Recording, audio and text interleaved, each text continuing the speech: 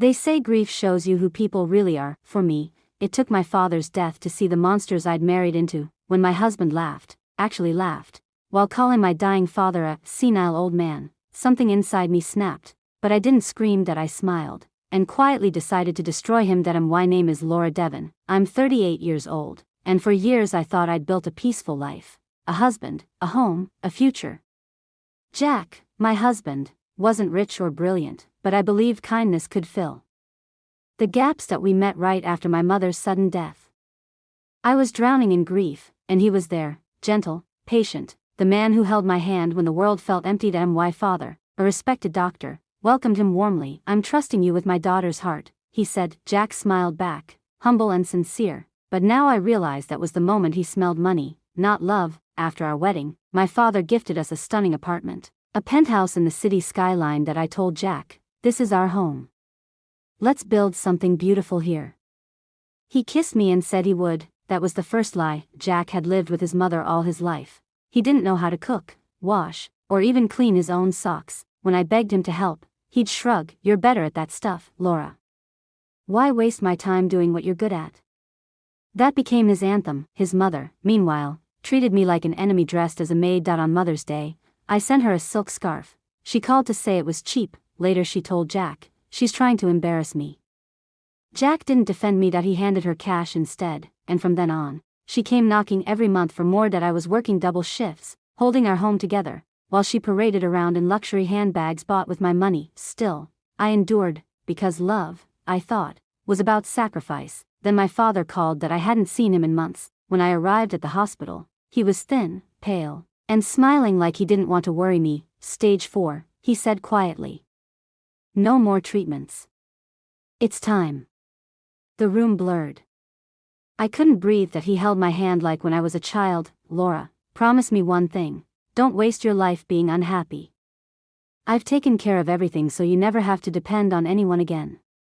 He smiled, and I cried until my throat burned. 3 months later, he was gone, and with him, every bit of peace I had left. A week after the funeral, I got a call from his lawyer. My father had left me everything, his savings, his properties, his investments, worth over $3 million. I couldn't believe it. I sat at my desk staring at the documents, still numb from grief.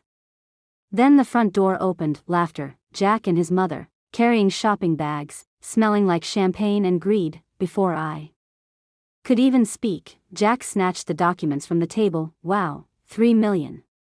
You did good, babe, he said, grinning. Then he looked at me like I was an ATM. About this money, I've decided we'll split it between me and Mom. For a second, I thought he was joking. Then he said, finally, I can quit my job. That old fool really came through for us. That old fool. He meant my father. My father who died believing this man would protect me. I felt something crack inside, but I didn't cry. I didn't scream. I smiled, and said softly, sure, Jack. Do whatever you and your mom think is best.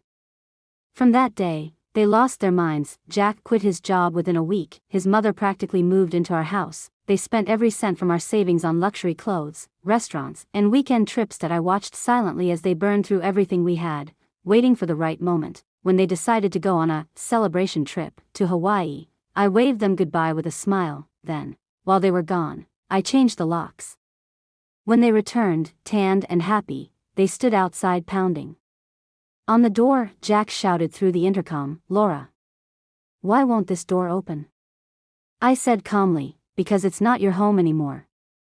We met at a nearby cafe. Jack slammed the table. Give me the keys. Instead, I handed him a divorce paper. He froze. His mother gasped, you can't do this. What about the money? She cried. I leaned forward. The $50,000 left in our joint account. I already transferred it as part of our settlement. Jack's face twisted. Fine. But when the inheritance hits, half of it's mine. I laughed. Actually, no. Inheritance isn't marital property. It's mine. All of it. Silence. Then his hand started shaking. He grabbed his phone, searched the law himself, and went pale. Laura, please, don't do this, he whispered. I have no job, no savings. I stood up and said, you should have thought of that before insulting the man who gave you everything. They begged, they cried, but I didn't flinch. For years, I'd been the quiet wife, the obedient daughter-in-law. That version of me was gone. The divorce went through easily. Jack ended up in debt, living in a tiny apartment with his mother that he spends his days calling for loans, his nights regretting everything. As for me, I sold our old home, moved into my father's apartment, and started over. Every morning, sunlight hits the window where my father used to sit and read. I whisper, "Thank you, Dad."